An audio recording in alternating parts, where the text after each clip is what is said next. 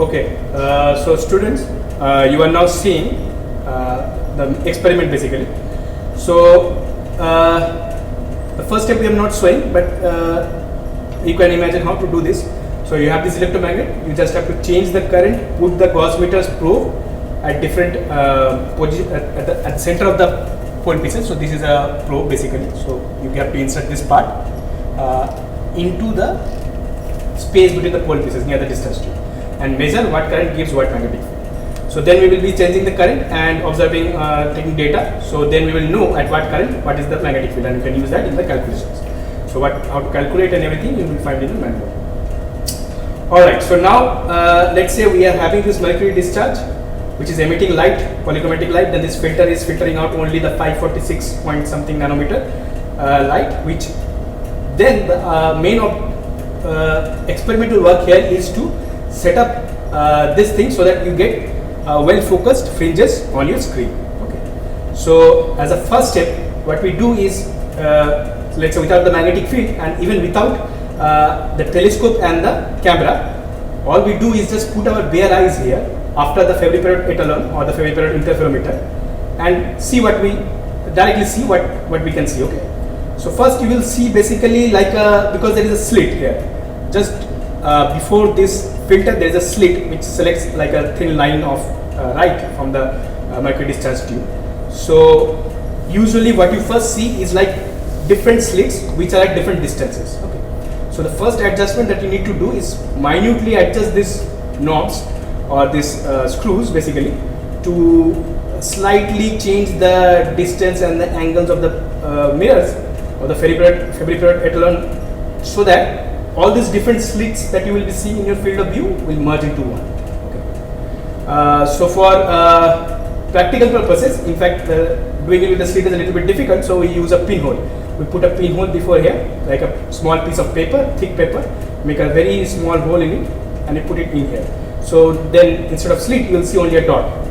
So if it is not properly focused, you will see multiple dots like spaced out in space. Okay, like one here, one here, one here, one here, like this. Okay. Then you have to adjust the knob so that all of them sort of combine and give you one dot. Okay. So that is the first adjustment. Then you can bring in your telescope and your CCD camera to a proper location and sort of make a little bit of maneuvers here so that you see fringes on the television screen. If you do not see proper fringes, then you might have to change the positions a little bit here. Other than that, you can see. And then you have to further do a fine adjustment by changing these screws again to get a very prominent fringe. Because the fringes are very like small and very closely spaced, so it's very difficult. So this is sort of kind of best result that you can get. Okay, it will not be very clear, but it will be clear enough for doing the experiment.